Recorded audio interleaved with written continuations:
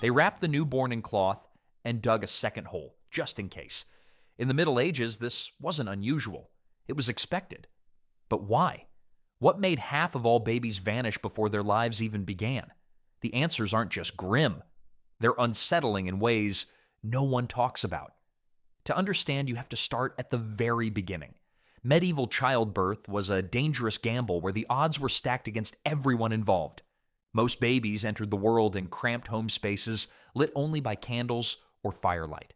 The most qualified person present was usually a local midwife who had learned her trade through experience rather than formal training.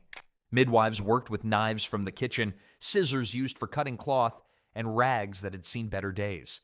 The idea of cleaning these tools between uses was completely foreign. If germs had frequent flyer miles, medieval birthing rooms would have been their favorite vacation spots. Infections spread easily when the same unwashed instruments were used on multiple mothers during difficult deliveries. When complications arose during birth, there were no emergency procedures to save mother or child. Babies who came out feet first instead of head first faced terrible odds. The umbilical cord could wrap around a baby's neck, cutting off oxygen with no way to quickly fix the problem. Medieval delivery complications were solved with about as much medical precision as throwing darts blindfolded. Premature babies had virtually no chance of survival. Without incubators, breathing assistance, or specialized medical care, these tiny infants were simply wrapped in cloth and placed near the fire for warmth. A premature baby's survival plan was basically to get tough or get going, and most chose the latter option. The statistics were brutal. In many regions, 30 to 50% of babies died before reaching their first birthday. This meant that out of every 10 babies born, only 5 or 6 would live to see their first winter. The first week of life was especially deadly, with many infants dying within days of birth from complications that today's doctors could easily prevent or treat. But even if a baby managed to survive those first terrifying moments of life, their troubles were far from over. The next challenge waiting for them was just as deadly and much more persistent.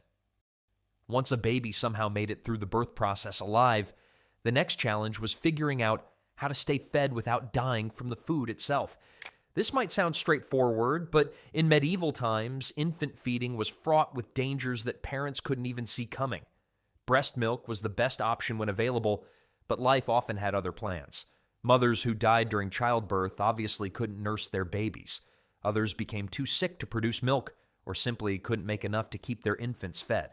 Finding a reliable milk source was like trying to squeeze water from a stone, except sometimes the stone was your only option.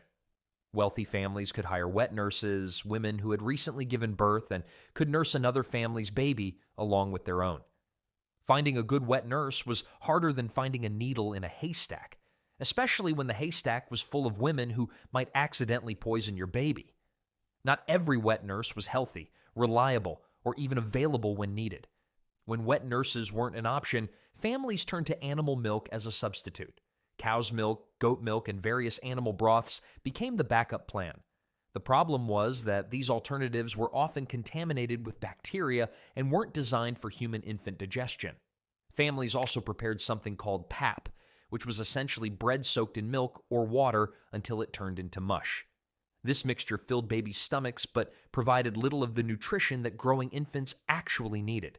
Feeding pap to a baby was roughly equivalent to fueling a race car with maple syrup. It might run for a while, but it wasn't going to win any races. The containers used for feeding were breeding grounds for dangerous bacteria. Families had no understanding of sterilization, so feeding cloths and bowls were rarely cleaned properly. Without refrigeration, milk spoils quickly in warm weather.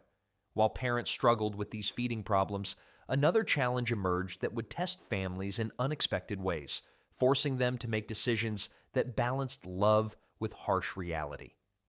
The relationship between medieval families and their newborn babies was complicated by the harsh reality of infant mortality. Parents developed coping strategies that might seem strange or heartless today, but made perfect sense in a world where babies died with alarming frequency. Many families intentionally delayed baptizing their newborn children for days or even weeks after birth. This wasn't because they forgot or didn't care about their baby's spiritual welfare, but because they wanted to see if the child would survive long enough to make the ceremony worthwhile. Rushing to baptize a baby who might die the next day was like buying concert tickets for someone who might not show up to the show. The naming process followed similar logic. While modern parents might spend months debating between different names, medieval families often waited to see if their baby would live long enough to actually need a name. Many newborns were simply called baby, or the little one, until their parents felt confident about their survival chances. Naming a newborn immediately was like calling dibs on a chair that might collapse before you could sit down. This practical approach created a serious spiritual dilemma for Christian families. According to church teachings, babies who died without baptism couldn't enter heaven. Parents found themselves caught between protecting their own hearts from potential grief and potentially condemning their children's souls. Church records from this period reflect the grim reality of infant mortality. Many entries for dead babies list them simply as child or infant without personal names. These anonymous entries represent thousands of tiny lives that ended before they had a chance to develop individual identities. The emotional distance that families maintained wasn't cruelty, but rather psychological survival. Falling in love with every baby was like adopting every stray animal that wandered into your yard. Noble in theory, but devastating in practice. Yet while families wrestled with these spiritual and emotional dilemmas, the physical world around their babies was creating its own set of deadly problems that most parents couldn't even see. Medieval homes were essentially death traps designed by people who had no idea they were creating obstacle courses for babies. The living conditions that families considered normal would horrify modern parents, but medieval people had no way of knowing that their everyday environment was slowly killing their children. Clean water was about as rare as unicorns in most medieval communities. Families collected water from rivers, wells, and springs that were regularly contaminated with human waste, dead animals, and industrial runoff from upstream sources. The local water supply had more unwanted guests than a house party that got out of control. Waste disposal was handled with all the sophistication of throwing garbage out the window and hoping it would disappear.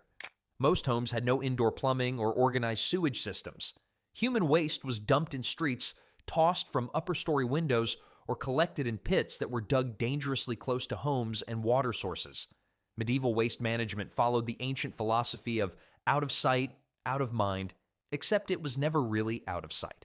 The floors inside medieval homes were typically made of packed dirt covered with rushes, straw, or other plant materials. While this might sound rustic and natural, these floor coverings absorb spills, food scraps, urine, and other bodily fluids, creating a permanent breeding ground for bacteria and parasites.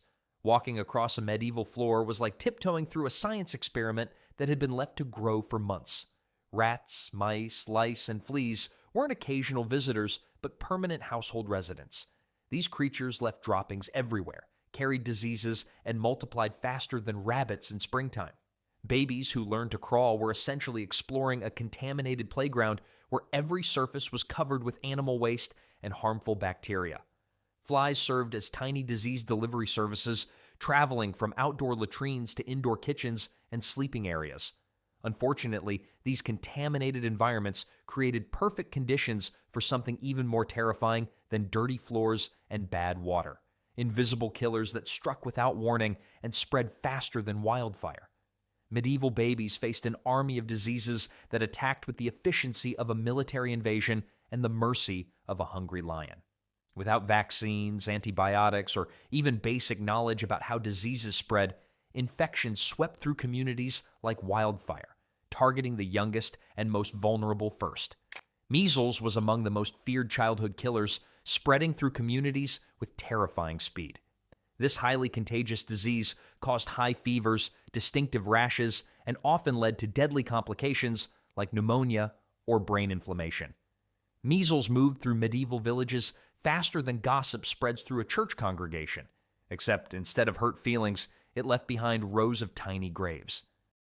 Smallpox was another merciless killer that showed no preference for age or social status. This viral disease covered victims with painful, pus-filled blisters and killed about 3 out of every 10 people it infected. Babies who managed to survive smallpox were left with permanent scars covering their bodies. Surviving smallpox was like winning a lottery where the prize was staying alive and the consolation gift was a face full of permanent reminders. Whooping cough earned its name from the distinctive sound that sick children made while struggling to breathe during violent coughing fits. For babies, these episodes could be fatal because their tiny airways would become completely blocked. Trying to breathe with whooping cough was like attempting to suck air through a straw while someone was strangling you. Pneumonia and bronchitis were frequently fatal because families had no way to fight bacterial infections in the lungs. What modern doctors can cure with simple antibiotics became death sentences for medieval infants. The Black Death deserves special mention for its sheer destructive power during the 14th century. This plague pandemic killed an estimated 1/3 of Europe's entire population within just a few years. Whole families, including babies and children, would die within days of showing the first symptoms. Even minor injuries could become deadly in a world without proper wound care. A small cut from a rusty tool might lead to tetanus, while a simple scrape could develop into life-threatening blood poisoning. Medieval babies faced one final enemy that might have been the cruelest of all: the very limitations of the world they were born into. The final blow to medieval infant survival came not from disease or poor living conditions alone, but from the crushing realities of daily life that made proper childcare nearly impossible. Medieval parents weren't heartless monsters who didn't love their children, but they lived in a world where basic survival required making choices that would seem unthinkable today. Most medieval families were trapped in endless cycles of backbreaking labor just to scrape together enough food and shelter to survive another day. Parents worked from sunrise to sunset in fields, workshops, or markets, leaving little time or energy for careful infant supervision. Childcare wasn't something you could delegate to a professional babysitter when your most qualified caregiver was probably a 12-year-old sibling who was also responsible for feeding livestock and hauling water. Swaddling was a widespread practice that sometimes caused more harm than good. Parents wrapped babies tightly in cloth strips, believing this would help their limbs grow straight and prevent them from scratching themselves with their fingernails. However, some families swaddled so tightly that babies couldn't breathe properly or suffered from restricted blood circulation. Swaddling a baby was supposed to keep them safe, but sometimes it worked about as well as wrapping a gift so tightly that you crushed what was inside. The harsh mathematics of medieval family economics forced parents to make heartbreaking decisions about where to focus their limited resources. Families with many children often concentrated their attention and food on older kids who had already proven they could survive.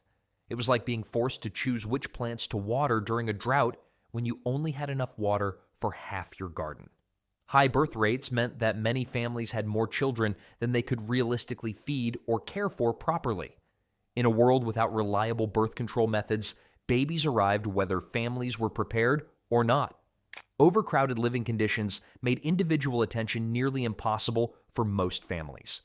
Multiple generations often shared single rooms, with grandparents, parents, children, and sometimes servants all sleeping and living in the same cramped space.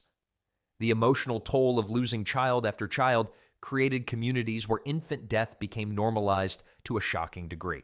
Parents learned to limit their emotional investment in newborns because the psychological pain of repeated loss was simply unbearable.